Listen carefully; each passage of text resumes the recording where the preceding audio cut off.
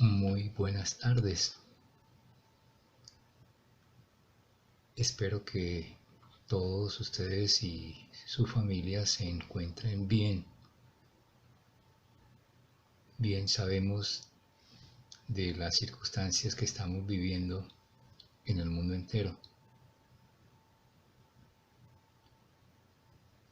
Prácticamente que se convertirá esta situación en uno de los famosos signos de los tiempos de los cuales nos habla el Concilio Vaticano II y del cual el Señor nos pide serenidad y agudeza de espíritu para saber interpretarlo. El tiempo y nuestra adhesión al Señor nos ayudará a interpretar el momento que estamos viviendo. Cómo un virus nos ha hecho poner los pies en la tierra, pero igualmente nuestra mirada en el cielo. Comprobamos sí que el hombre, el superhombre de este mundo, en estas circunstancias se reconoce como un ser igualmente vulnerable, débil, finito, perecedero. Por eso en estas circunstancias viene a nosotros el miedo, viene el temor, viene la angustia y en el fondo un temor también a la misma muerte. Otra cosa que queda muy claro es que circunstancias como estas hacen que nuestra mirada vuelva al cielo y de nuestro corazón broten las plegarias, las oraciones sencillas y muy sentidas para implorar la misericordia y la protección de Dios. Damos gracias a Dios y que por otro lado tenemos estos medios. Cuando en otro tiempo no los teníamos, quedaríamos totalmente anulados, pero gracias a Dios también tenemos estos medios que nos permiten no solo comunicarnos, sino que en determinadas circunstancias como estas, poder incluso retomar nuestro curso para seguir y continuar con nuestro estudio de los Salmos. El sábado anterior, por las circunstancias que se dieron, por la alarma nacional y mundial que nos llegó a nosotros en ese momento, nos impidió nuestra convocatoria. Pero ya para hoy podemos nosotros con estos medios reencontrarnos. Vamos entonces a hacer nuestra lección de hoy colocándonos en las manos del Señor, muy unidos al mundo que alarmado, asustado, pero igualmente con fe, acude a Dios para implorar su benevolencia, su protección, su bendición. Vamos entonces a hacer esta nuestra lección de hoy en este estudio de los Salmos, precisamente empezando con nuestra oración, y lo vamos a hacer precisamente con este salmo que en varias oportunidades hemos por lo menos citado en nuestra clase y que en el común de la gente que se guía mucho por el internet lo toma como uno de esos salmos superpoderosos. Les comentaba cómo al principio, en la introducción, en torno a los salmos también hay falsas percepciones y, y una de estas es precisamente eh, esta especie como de mito que van envolviendo ciertos salmos, como en este caso el salmo que vamos a rezar, el salmo famoso, el Salmo 90. No lo vamos a tomar como una oración de poder, una oración poderosa. La oración en sí tiene un poder, pero lo vamos a tomar porque es un salmo que precisamente surgió en circunstancias como estas en el pueblo de Israel, ante las situaciones difíciles, ante las catástrofes, ante los desvaríos que presenta la vida en sus diferentes vicisitudes. El hombre que se ve frágil, se ve limitado, acude también con confianza a Dios porque sabe que Él es el único Señor del universo, que hemos salido de sus manos y que estamos guiados también bajo su protección y bendición. Por eso entonces los invito para que desde nuestra casa sigamos esta lección y que iniciemos con esta oración. Vamos entonces a recitar, como ya lo hemos insinuado en nuestras lecciones anteriores, más que leer es recitar el salmo haciéndolo oración, es decir, que sintiendo precisamente las circunstancias que estamos viviendo, nos pongamos desde esta realidad frágil nuestra ante el Dios grande, el único y de quien dependen nuestras vidas, el que tiene el poder sobre todo el mundo para que Él escuche nuestra alabanza, como es el himno del Salmo, pero igualmente sepa que colocamos en Él toda nuestra confianza. Por eso que al recitar el Salmo lo hagamos con nuestros labios, pero que surja de nuestras entrañas, de nuestro corazón. Salmo 90, nos colocamos a la sombra del Omnipotente y rezamos. Tú que habitas al amparo del Altísimo, que vives a la sombra del Omnipotente, di al Señor, refugio mío, alcázar mío, Dios mío, confío en ti. Él te librará de la red del cazador, de la peste funesta.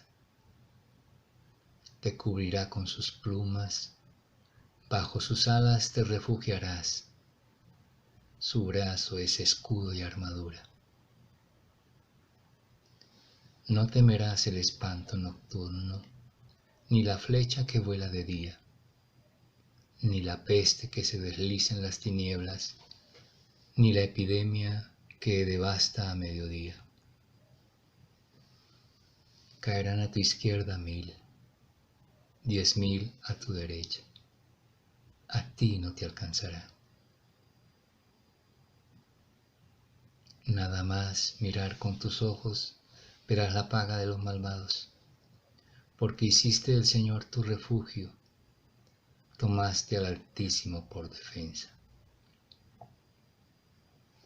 No se te acercará la desgracia, ni la plaga llegará hasta tu tienda, porque a sus ángeles ha dado órdenes para que te guarden en tus caminos. Te llevará en sus palmas para que tu pie no tropiece en la piedra. Caminarás sobre áspides y víboras, pisotearás leones y dragones. Se puso junto a mí, lo libraré, lo protegeré porque conoce mi nombre. Me invocará y lo escucharé. Con él estaré en la tribulación, lo defenderé, lo glorificaré, lo saciaré de largos días y le haré ver mi salvación. Gloria al Padre, y al Hijo, y al Espíritu Santo, como era en el principio, ahora y siempre, por los siglos de los siglos. Amén. Madrecita Virgen de los Dolores y Madre de la Esperanza, ruega por nosotros. Bien, para nuestra lección de hoy vamos a hacer un recuento rápido, una síntesis de lo que hemos dicho en torno a los salmos, para recordar, ya que el sábado pasado no tuvimos la lección, refrescar los conceptos fundamentales sobre este valioso libro que encontramos en la Sagrada Escritura. Siguiendo entonces la diapositiva, tenemos en primer lugar, recordamos que es el libro más largo de la Biblia. Son 150 salmos. Podríamos parodiar ahí que cada salmo sería como un capítulo, entonces serían 150 capítulos. Ninguno de los libros de la Biblia tiene ese número de capítulos, por eso es considerado el libro más largo de la Biblia, pero un libro también muy especial, muy particular, ya que se diferencia de los otros libros que tenemos en la Sagrada Escritura, pues este libro de los Salmos precisamente lo que contiene son ante todo poesías, y poesías para ser cantadas. Por eso hemos notado también, hemos resaltado que el hecho que en las parroquias ya el salmo lo cantemos es ya un gran avance, es un acercarnos a la tradición judía. Debería serlo siempre, ¿no? Y todo el salmo. Pero por lo menos en la liturgia nuestra tenemos que la antífona del salmo, la que cantamos, y el salmista va recitando cada una de las estrofas, y la asamblea nuevamente se une con el canto de la antífona que llamamos coro. Y en algunas parroquias también ya en particular también cuentan con el salmista, que no solamente nos invita a entonar la antífona, sino que igualmente él canta cada una de las estrofas. Por eso se le conoce con el nombre de el salmista. Es un ministerio propio en la iglesia hoy en nuestros días. Bien, y continuando con este libro de los Salmos, entonces también lo encontramos localizados prácticamente que en el centro de la Biblia. Ya esto es muy diciente, que estén al centro de la Biblia, como en el corazón de la Biblia, y si son poesía, pero son ante todo oración, es la oración del pueblo judío, ahora heredada por el mundo cristiano y hecha también como nuestra oración. Es muy diciente este elemento, que sea como el corazón de toda la Sagrada Escritura. Decíamos también que en un principio este libro se le llamó el libro de las alabanzas. En hebreo recordamos el término el Sefer Tehillim, libro de las alabanzas, pero que se conoce también con otros nombres. El más común quizás entre nosotros es el de Salterio, pero decíamos que este nombre para nosotros, aun cuando es extraño entender, lo que se emplea como una aplicación de lo que era el instrumento que precisamente acompañaba la entonación de este salmo o de estos salmos. Entonces es una alusión más al instrumento con el cual se acompañaba el salmo, pero pasó con el tiempo a adaptarse como el título a todo el libro de los salmos. Por eso hoy en la iglesia, también cuando nos referimos al libro de los Salmos, nos referimos como al Salterio, o sea, el conjunto de los 150 salmos. Otro aspecto que denotábamos también, que es el libro más usado de la Biblia en los últimos años, tanto por el pueblo judío como por el pueblo cristiano. Para el pueblo judío hemos dicho que son la oración fundamental de ellos y que nuestra oración, especialmente la oración litúrgica, pasan a ser un elemento fundamental en nuestra comunidad cristiana. También decíamos que era el libro de los himnos oficiales del pueblo judío que rezaban primero en la sinagoga de manera semanal y luego en el templo en las grandes fiestas. En la actualidad se sigue haciendo entre ellos así igual como también entre nosotros en la comunidad cristiana.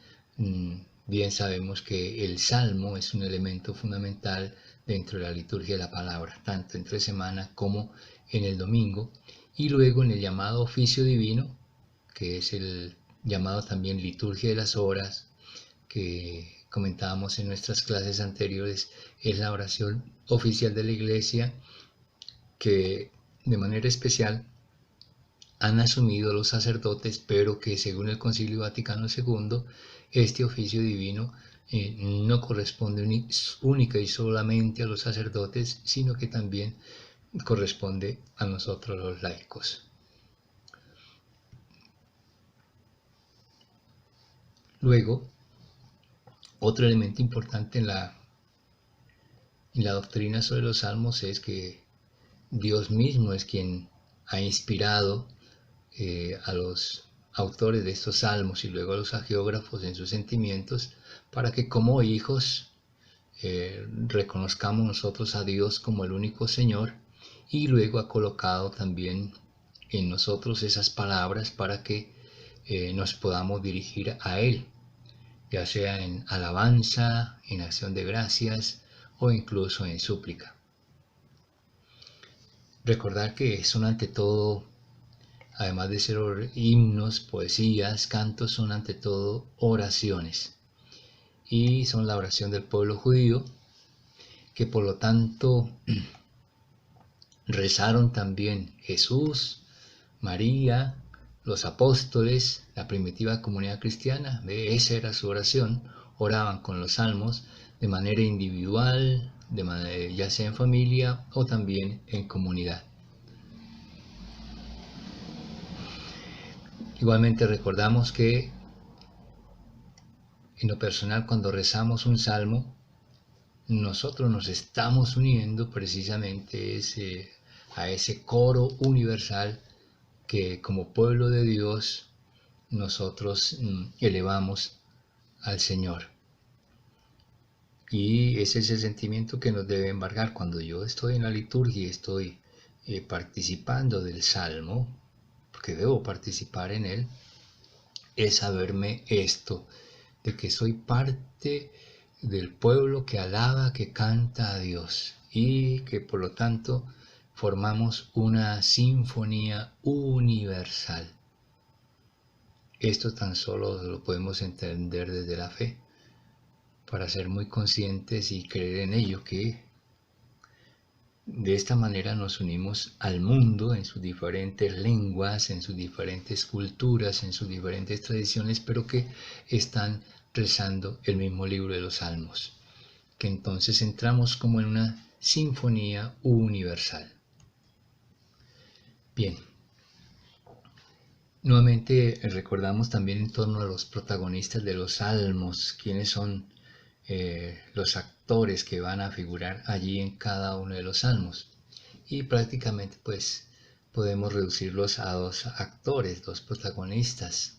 Desde luego que ya hemos mencionado a Dios, quien ha inspirado en nosotros esas palabras, a los hagiógrafos, a los mismos salmistas les ha inspirado estas oraciones, y luego también el mismo hombre, la humanidad, ya sea tanto el hombre como tal o la mujer también como tal.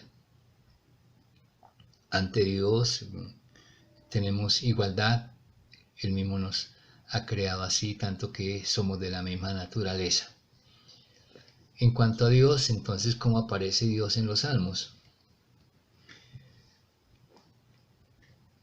Primero, para el salmista, Dios lo es todo. Y fijémonos que esto ya a nosotros nos da una orientación, una gran riqueza de tipo espiritual. Nos pone ya en esa condición de que cuando yo rezo un salmo me pongo ante Dios y Él es mi todo. Él es el centro y el primero en todo. Y que por lo tanto, cuando me pongo ante Él, yo como ser humano, como hombre, me siento atraído, como sediento de esa divinidad. Empiezo a experimentar como esa sed de Dios, ese querer estar con Dios. Cuando empiezo yo a saborear el Salmo, porque lo empiezo a entender, empiezo a tener este tipo de sensación interna, de experiencia interna.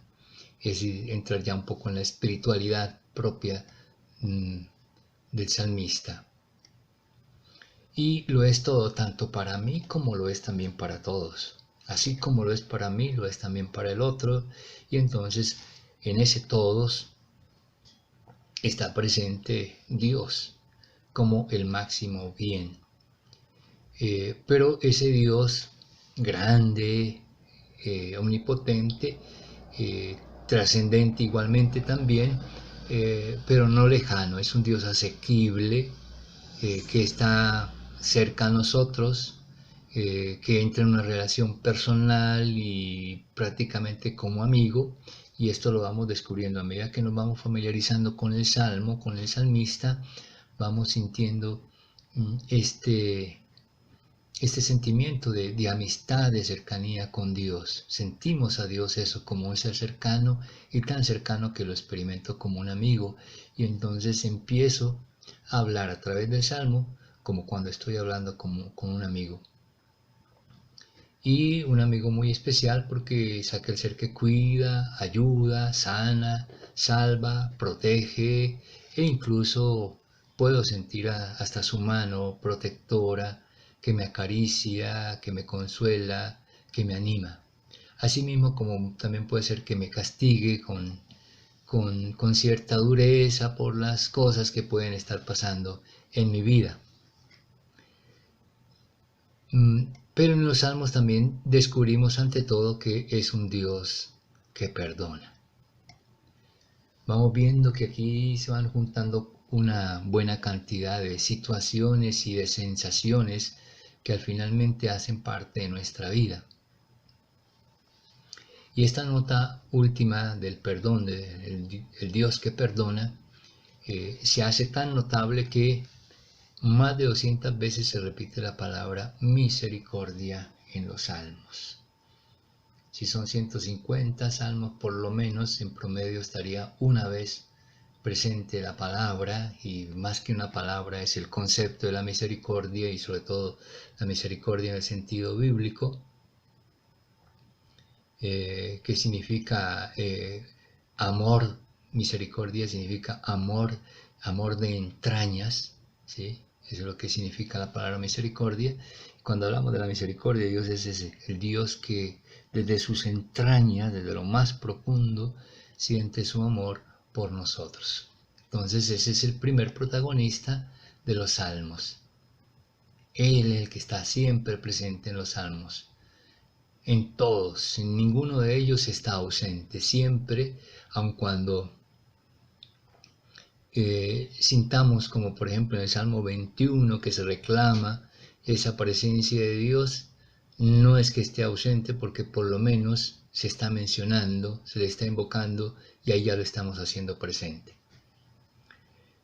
El segundo actor o protagonista de los salmos es entonces el ser humano, ya sea el hombre o la mujer. Pero aquí lo vamos a llamar, en su origen sería el salmista, en este momento sería el orante, Entonces, cuando el orante reza el salmo, lo está haciendo porque confía en Dios.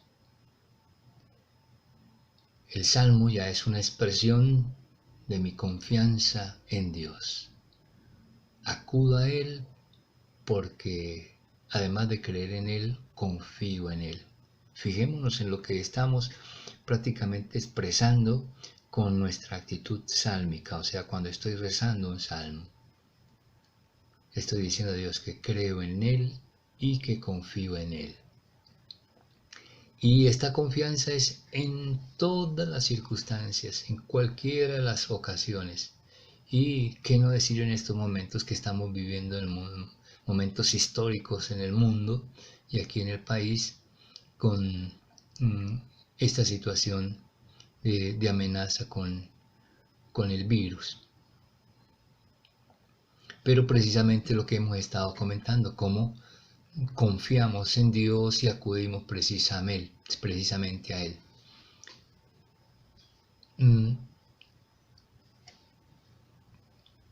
También es muy cierto que cuando más acudimos a Él es precisamente cuando estamos en el sufrimiento, cuando estamos en la angustia, cuando estamos en la tristeza, cuando estamos en el fracaso, cuando estamos en la derrota o cuando estamos en la enfermedad. Es cuando más acudimos a Dios.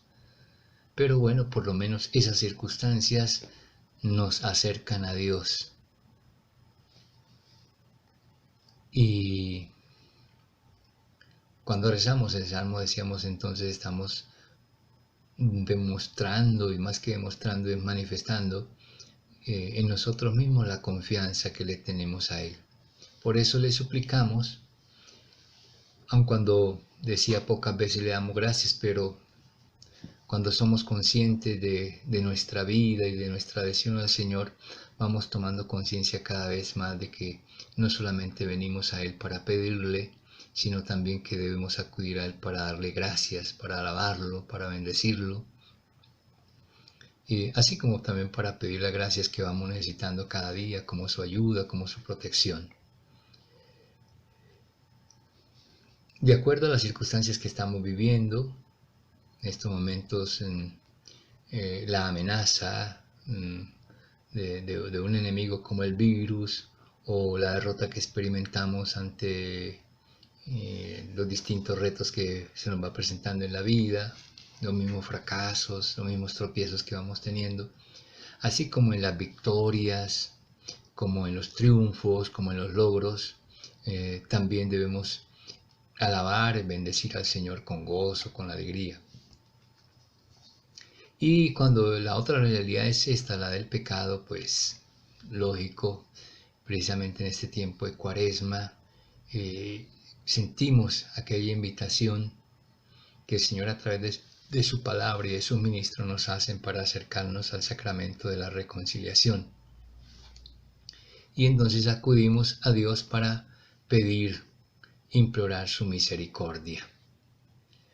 Pues también estas circunstancias, hasta estas cosas, las perdemos en este año al no podernos acercar a los sacramentos, ni siquiera el de la Eucaristía como lo marcan las actuales circunstancias.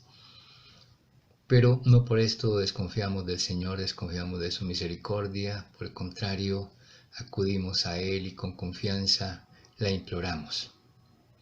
Y desde luego que si le imploramos también tenemos que ser agradecidos cuando recibimos el perdón, cuando experimentamos su misericordia. Y aun cuando no podamos acercarnos este año al sacramento de la reconciliación, por lo menos sí hacer una reconciliación espiritual, un examen de conciencia serio, profundo, igualmente pedirle al Señor perdón por esos pecados y saber que aun cuando en estas circunstancias no podamos acercarnos al sacramento, el Señor nos está ofreciendo su perdón. Y que precisamente, aun cuando tengamos que celebrar y experimentar esta Semana Santa a nivel meramente virtual, a través de los medios de comunicación, saber que el Señor de todas maneras allí se está ofreciendo en la cruz por nosotros, que está recogiendo nuestro dolor y nuestro sufrimiento para presentarlo al Padre, y que con Él está dando muerte al pecado y dándole igualmente la derrota definitiva a la muerte, para hacernos partícipe de su triunfo, de su resurrección y de su gloria.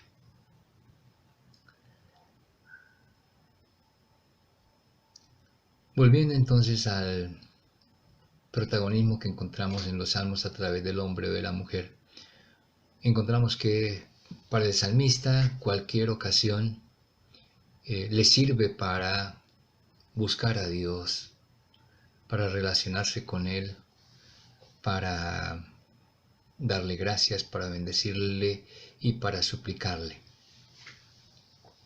celebrando su misericordia, celebrando su grandeza, celebrando sus grandes maravillas. A eso es lo que nos invita el salmista también, como todo el Antiguo Testamento, a ver en la historia, a pesar de las situaciones duras, difíciles, críticas que vivamos a nivel personal, familiar o mundial. Dios es grande y sigue haciendo maravillas en el mundo, y desde luego también con cada uno de nosotros. Y que por lo tanto lo experimentamos también a Dios como nuestro protector, como nuestro sanador, como nuestro salvador. Todo eso tiene que ser expresión entonces de esa fe, la fe que hay en nosotros, una fe que es inconmovible. O sea, el salmo o el salmista nos invita a eso, a tener la total confianza en Dios, como lo rezábamos ahora con el Salmo 90 en nuestra oración inicial. Este es el centro, la columna vertebral de cada salmo, y es prácticamente una actitud opuesta a la del ateo, aquella persona que no cree, aquella persona que es indiferente, aquella persona que le da lo mismo lo uno o lo otro, que es muy apática. Se siente ante el salmo o el salmista, se siente más bien como avergonzado. Saber que no puede disfrutar de estas cosas, las delicias que presenta el salmo, cuando un cristiano lo sabe rezar, cuando un cristiano sabe gustar del salmo. Bien, estos son entonces los dos protagonistas de los salmos, muy sencillo de tener en cuenta, tener presente, y que nos invita a eso, a que cuando yo estoy rezando el salmo, soy yo que como persona, como ser humano, ¿sí? Lo hago, pero puesto ante Dios. Me siento en la presencia de Dios y cómo concibo, cómo percibo a Dios. Ese ser grande, trascendente, pero igualmente cercano, que como amigo está dispuesto a escucharme y a protegerme, a ayudarme. Bien, poco a poco entonces vamos adentrándonos en lo fundamental de cómo, comúnmente decimos cómo leer los salmos, pero hemos dicho acá que más que leer se trata de cómo rezar los salmos, cómo orar con los salmos. Pero de todas maneras, al rezar o al orar tengo que leerlos, ¿ve? Entonces vamos a profundizar un poquito en eso, la actitud que debemos tener cuando leo el salmo en mi oración, cuando lo tomo para hacer mi invocación a Dios y recitación. Entonces, ¿cómo leer los salmos? Ve, entonces empezamos, es eso, con la gran expresión, rezándolos. El salmo es un rezo, el salmo es una oración. Entonces, como hemos dicho en clase, cuando yo tomo un salmo y lo leo, no puedo tener la misma actitud que cuando tomo un periódico, que cuando tomo una revista, cuando tomo cualquier otro artículo, ¿no? Aquí la actitud es esta, la del rezo, que implica, ¿sí?, una actitud no solamente exterior, sino una actitud interior. Yo dispongo, además de mis labios y mi mente, dispongo mi corazón para invocar a Dios, para alabar a Dios, para bendecir a Dios. Y cuando decimos que los salmos son para rezarlos, es porque no están hechos para aprender, sino para eso, para rezar, para orar. Y la oración es diálogo con Dios, entonces si hablamos de diálogo yo le expreso al Señor mis sentimientos, pero también hago el silencio para escuchar a Dios, y Dios me está hablando muchas veces a través del mismo salmo. En los salmos, muchas de las palabras que están allí escritas, de las frases que están allí escritas, el salmista las coloca en labios de Dios, en los labios de Dios. Entonces, de esa manera debo entender yo que Dios también me habla y que por lo tanto yo estoy también dispuesto a escuchar, y no solamente escuchar, sino igualmente a responder, o sea, a contestarle. Esa sería entonces la mejor comunicación. Ese es el verdadero diálogo, cuando hay un cruce de palabras, cuando intervenimos los dos protagonistas. No solamente el hombre, sino igualmente le damos el espacio a Dios para que nos hable. Cuando nosotros oramos, hablamos a Dios. Cuando rezamos los salmos, escuchamos a Dios. Pues todos necesitamos más escuchar que hablar. Y esto es importante cuando recitemos un salmo. Saber que no solamente yo estoy expresando mis cosas al Señor, sino que también allí el Señor me está hablando. Antes pensaba que solamente Dios me hablaba a través de los profetas, a través de cualquier otro libro, en los evangelios, pero nunca en los salmos. Ahora estoy descubriendo que los salmos son mi oración, pero también es mi diálogo con Dios, y si hay diálogo, también Dios me está hablando. Y es interesante entonces, desde ahora, poner atención a eso. ¿Qué me está diciendo Dios a través del salmo? Hoy en este salmo, en el salmo de la liturgia, ¿cuál es el mensaje del Señor para mí? ¿Qué es lo que el Señor quiere para mí? ¿Qué me está diciendo? ¿Qué me está transmitiendo? Cada salmo habla de Cristo y de su iglesia. Aquí, atención, porque este elemento es nuevo. No lo hemos tratado en clase, pero ya llega el momento de hablarlo. Los salmos son ante todo oración del pueblo judío. Son oraciones del Antiguo Testamento. Pero cuando estudiamos hoy en día los salmos, ya teniendo nosotros la experiencia de Cristo, encontramos que la persona de Jesús está presente de alguna manera también en los salmos. Por eso ahora entendemos mejor cómo los salmos son inspirados por Dios. Si es Dios quien inspira al salmista, si es Dios quien coloca en el salmista las palabras para alabarlo al mismo, ¿sí? Él mismo está allí colocando en el salmo las semillas mesiánicas, las semillas de Cristo.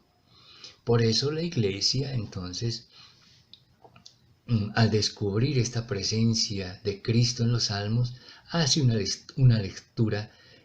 Hoy decimos en teología una lectura cristológica de los salmos, o sea, todos los salmos pasan por el prisma de Cristo, y desde Cristo el salmo para nosotros tiene un sentido mayor, un sentido mejor que el del propio pueblo judío. Uno es el significado para el pueblo judío, que también lo hemos heredado nosotros, pero en nosotros el salmo se ve enriquecido cuando aparece esta semblanza de Cristo en cada uno de los salmos. Y con Cristo también va apareciendo también entonces la semilla sobre la iglesia misma en los salmos. Yo creo que esto es nuevo para nosotros hoy, ¿sí? Saber que en cada salmo, ¿sí?, está allí de alguna manera velada o expresamente la presencia de Cristo y de la iglesia. Aun cuando no se nombren como tales Cristo y la iglesia, de todas maneras el misterio allí en germen ya nosotros lo descubrimos. Tenemos aquí la cita del Evangelio de San Lucas en el capítulo 24, verso 44. Podemos nosotros buscar en la Biblia el versículo, Lucas 24, 44, para que descubramos allí eso, de qué manera Cristo aparece presente en los salmos. De tal manera que cuando yo leo un salmo y lo rezo, lo voy entendiendo. Si no lo entiendo, pues puedo hacer el ejercicio de volver a retomarlo, volver a leerlo, volver a rezarlo, hasta que le vaya encontrando el sentido. Si al final no lo entiendo, puedo dar ese salto que poco a poco, en la medida en que me vaya familiarizando con los salmos, cada uno de los salmos me va dando luz sobre las dudas que me hayan quedado en alguno de ellos. Y luego la misma lectura de la Sagrada Escritura, tanto el Antiguo como el Nuevo Testamento, por eso es importante conocer toda la historia de la salvación que viene narrada en los otros libros para entender el sentido de cada uno de los salmos, porque cada salmo, decíamos, tiene su sitsim leven, o sea, su ambiente originario, nació en unas circunstancias concretas, y esas circunstancias concretas son la historia del pueblo de Israel. Pero decíamos aquí el enfoque que estamos viendo, la novedad es que en cada uno de los salmos está allí en germen la presencia de Cristo e incluso de la misma iglesia. Otro detalle que debemos tener en cuenta cuando rezamos un salmo es que cuando en los salmos se habla de esta palabra, el justo,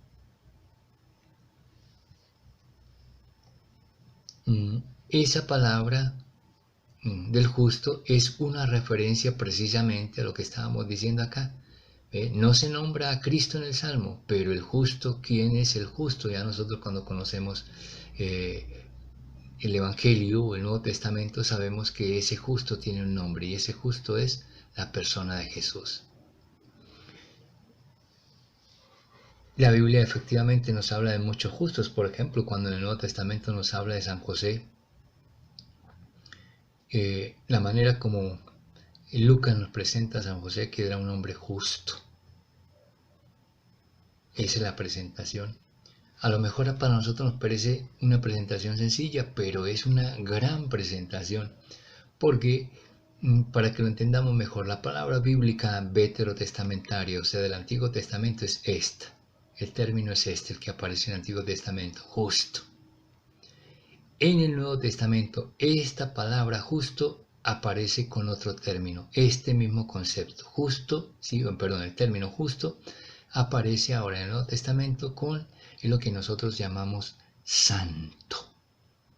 Ahora sí, entonces descubrimos el valor y la potencia de esta palabra en la Biblia. Cuando en la Biblia encontramos la palabra justo, que sobre todo es un término veterotestamentario, o sea, propio del Antiguo Testamento, es lo que en el Nuevo Testamento su equivalente es la palabra santo. Entonces, cuando decíamos, ¿no?, que San Lucas nos habla de San José como un hombre justo, entonces en la lectura del Nuevo Testamento quiere decir que era un hombre santo. Y entonces, ¿quién es Jesús? Pues es este justo, es este santo, pero hay muchos santos, hay muchos justos, pero Jesús es el santo o el justo por excelencia.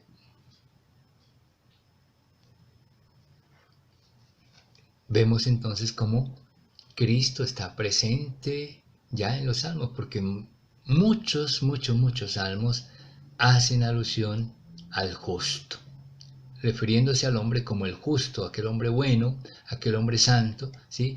Pero entendiendo que detrás de esos hombres justos, buenos, santos, hay otro gran hombre, ¿ve?, que allá en el Antiguo Testamento no se conocía, sino solamente en el Nuevo Testamento, y es el que va a aparecer con este nombre, el nombre de Jesús.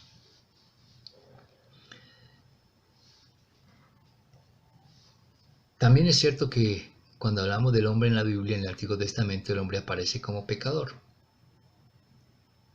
Pero cuando el hombre aparece como pecador, inmediatamente aparece al frente aquel hombre que, como cordero, va al matadero, según la expresión del profeta Isaías, para cargar con los pecados del mundo. Y entonces aparece como Cristo el Cordero. Esa expresión del Antiguo Testamento que en el Nuevo Testamento pasa con el vocablo Cordero, el Cordero Pascual. ¿Y quién es el Cordero Pascual? Cristo. Y esto porque en el Antiguo Testamento la manera como se borraban los pecados era esa sencillamente, ¿sí? Yo como pecador voy al templo, compro un animalito que me lo venden allí mismo y se lo doy al sacerdote para que lo sacrifique, ¿sí? Pobre animalito, lo sacrifique por mis pecados. Y así yo salgo convencido de que quedan perdonados mis pecados. En el Nuevo Testamento ve el Cordero que quita no solamente mi pecado, sino los del mundo entero, que carga con los pecados de todos en el mundo, es Cristo. Y Él es el que va al matadero, como dice el profeta Isaías, y ofrece su vida por todos nosotros. Todo esto lo recoge el salmista y aparece en los salmos cuando hace su súplica gritando. Este grito es lo que en los salmos aparece como oración con clamores y con lágrimas. Son gritos fuertes, poderosos, hoy diríamos gritos desgarradores, que el salmista eleva en su oración al Señor. ¿Cómo lo expresa en la epístola a los Hebreos capítulo 5 verso 7? Que lo hace el mismo Jesús. ¿Por qué? Porque Jesús ha asumido, al encarnarse, ha asumido nuestra condición para suplicar por nosotros ante el Padre. Con calma entonces podemos leer, buscamos el texto de Lucas 24:44 para entender este paso que decíamos, ¿no? Cómo cada salmo tiene en semilla la presencia de Cristo y de la Iglesia, y ahora aquí Hebreos 5:7 para entender esto de cómo Jesús también eleva con clamores y lágrimas su súplica al Padre por todos nosotros.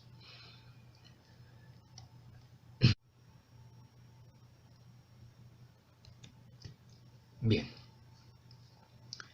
ahora en esta segunda parte vamos a repasar rápidamente lo que veíamos de la familia de los salmos, y como en la clase solamente les mencionaba algunos porque las listas eran grandes, entonces les prometí que más adelante les iba a dar eso, las listas, para que tuvieran cada salmo ubicado en su lugar y de alguna manera tuvieran como alguna referencia, ¿no? Y supieran en determinado momento qué salmo tomar. Entonces, que usted quiere rezar hoy un salmo de alabanza o un salmo de súplica o un salmo de acción de gracias, entonces, ¿qué salmo puedo rezar? Usted aquí va a encontrar entonces esa lista. Entonces, salmos escogidos para las diversas ocasiones. Entonces, si queremos propiamente es alabar al Señor, alabar, bendecir al Señor, entonces encontramos los siguientes salmos. Hay varias maneras o varias condiciones o varias circunstancias por las cuales queremos alabar al Señor. Entonces, si es una alabanza de manera general, como dice acá en general, tenemos los salmos 32, Salmo 46, Salmo 66, 91, 112, 116, bueno, el resto que aparece en la lista. Alabanza en general.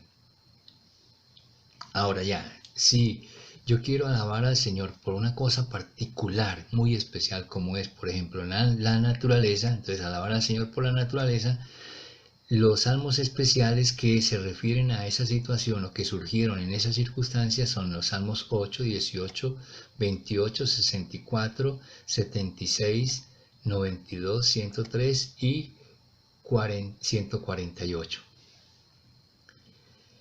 Si la circunstancia es otra, si quiero alabar al Señor ya es por la historia, por las cosas que pasan en mi vida o que están pasando en la vida, en el mundo, muy especiales, entonces los salmos 75, 80, 104 y 106. Si es, por ejemplo, quizás no tanto para nosotros, pero para el pueblo judío sí, esto para ellos es motivo de alabanza al Señor. Cuando reconocen la bondad, lo que nosotros llamaríamos hoy los mandamientos, los judíos lo llaman la Torá, o sea, la ley. Entonces ellos alaban al Señor por la ley que les dio, reconocen en la ley la expresión de la voluntad de Dios. Entonces Dios nos ha manifestado qué quiere de nosotros y lo ven como un gesto de de bondad de parte del Señor, de amor del Señor, y le hacen entonces sus salmos, el Salmo primero y el Salmo 118. Ahora, si el motivo de la alabanza es porque quiero reconocer a Dios como Rey, entonces están los Salmos 46, 92, 95, 96, 97 y 98. Como vemos, entonces tenemos aquí una grande lista de salmos para alabar al Señor. Si queremos de manera general, sin ningún detalle en particular, o si queremos por algún detalle en particular, entonces acudir a estos salmos. Ahí quedan pues entonces en esta lista reseñados. Pasemos a un segundo grupo, salmos para fiestas y tiempos litúrgicos. Entonces, con estos títulos entonces encontramos salmos mesiánicos, el 2, el 44, el 71, 88 y los demás que vienen en la lista. Luego, para Adviento, tenemos estos salmos, el 23, el 84, el 95, el 97. Entonces, vemos que ya son en referencia a los llamados tiempos litúrgicos. Salmos que hacen referencia a la parusía. Bueno, para ustedes, especialmente los del curso nuevo, los nuevos del curso de Salmos, no conocen el sentido de esta palabra. Mis alumnos antiguos sí. Parusía es una palabra griega. ¿Y qué significa? Literalmente significa segunda venida del Señor.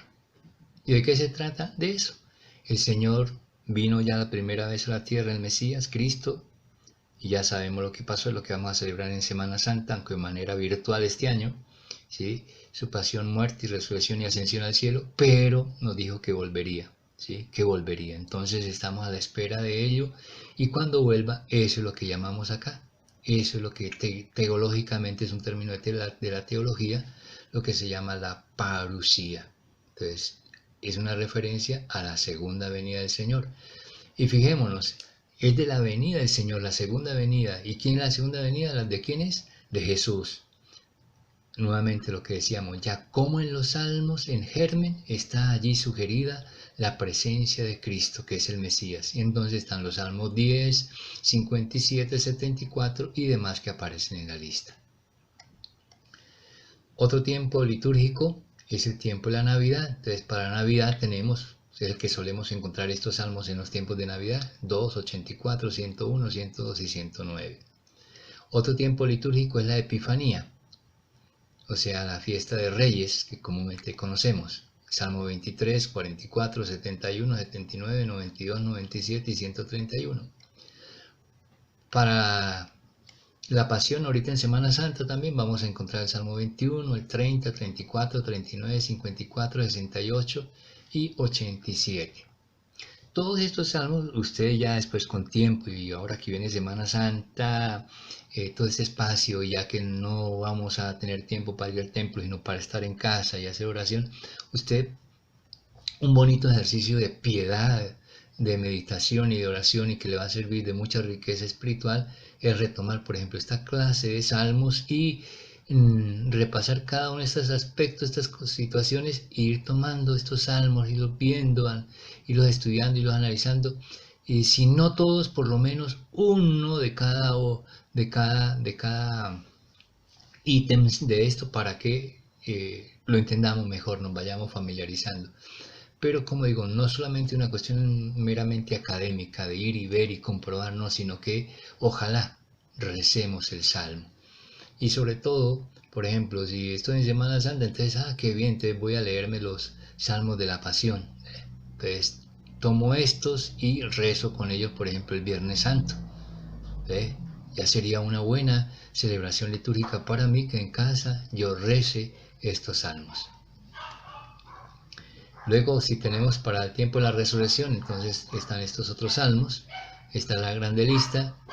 Luego para la ascensión tenemos estos otros salmos. Para Pentecostés, que todos son tiempos litúrgicos, tenemos estos salmos. Luego le decíamos también que para el momento de los salmos en que aparece Jesucristo, aparece también el tema de la iglesia. Y como tema de la iglesia podemos enfocarnos en estos salmos 66, 83, 86, 121, 124, 132, 146 y 147.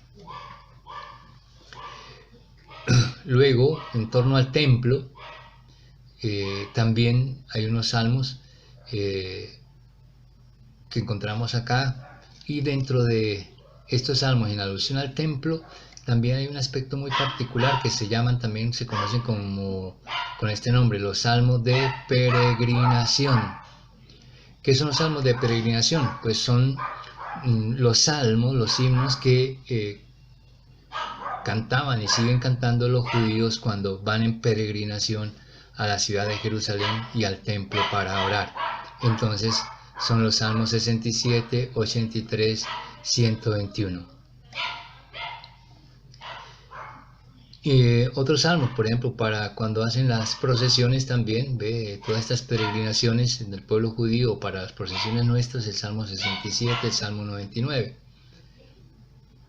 En la misma visita a la ciudad de Jerusalén o al templo, entonces hay incluso salmos propios para este momento que es la entrada a la ciudad o la entrada al templo. Así como nosotros en nuestra liturgia tenemos canto de entrada, ¿ve? Entonces, y muchos de nuestros cantos de entrada son precisamente salmos que se han colocado como canciones de entrada o cantos litúrgicos. Entonces, Salmo 14, el 23 y el 94.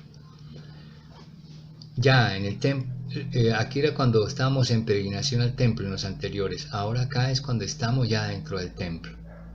Y ya en el templo entonces encontramos estos salmos 45, 47, 56, 62, 120, 131. Luego incluso tenemos salmos para algunos sacramentos como el 4, el 22, el 61 y el 103. Salmos para bendecir 66, 117, 133. Ya por el tiempo, de acuerdo al tiempo, entonces tenemos salmos para rezar por la mañana 5, 62, 89, 102, 142, o salmos para rezar por la noche, por ejemplo, cuando nos vamos a acostar, cuando nos vamos a descansar. A veces buscamos también ese tipo de salmos, ¿no? ¿Qué salmo rezar para acostarme, para disponerme al sueño? Entonces, estos salmos son propios y muy provechosos incluso para eso, porque dan mucha paz, mucha serenidad en el espíritu y nos disponen a un buen descanso. Entonces ahí tenemos ahora una larga lista también de salmos de acuerdo a las famosas fiestas o tiempos litúrgicos que vivimos en nuestra iglesia. Ahora los salmos de petición, que ya son salmos de súplica, ¿ve? Y de acuerdo a las circunstancias entonces van apareciendo las súplicas, por ejemplo. Ante situación de enfermedad, entonces hacemos la súplica al Señor de la sanación, como el Salmo 6, 37, 87 y 101. O ante la muerte de un familiar, de un pariente, de un amigo, de una persona, los Salmos 38, 87, 89, 142. Un salmo de abandono en las manos del Señor, entonces el Salmo 21. También por circunstancias en la vida que me siento como acusado y de manera injusta, entonces hermosos estos salmos como el 5, 7, 16, 25, 34, 58, 68 y 108. En situación como esta muy particular, la calumnia y la mentira, los salmos 11, 27 y 119.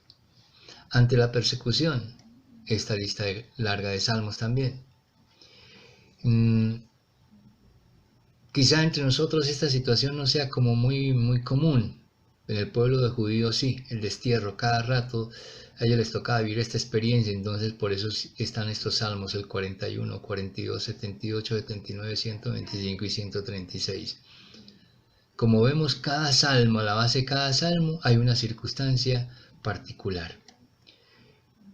Ahora, puede ser que hagamos también súplicas, todas están como de situación personal, ahora por el pueblo, entonces la situación de la guerra y la paz. Entonces ya todo el pueblo que hace la súplica al Señor, la petición a Dios, como en los Salmos 19, 20 y demás que aparecen en la lista.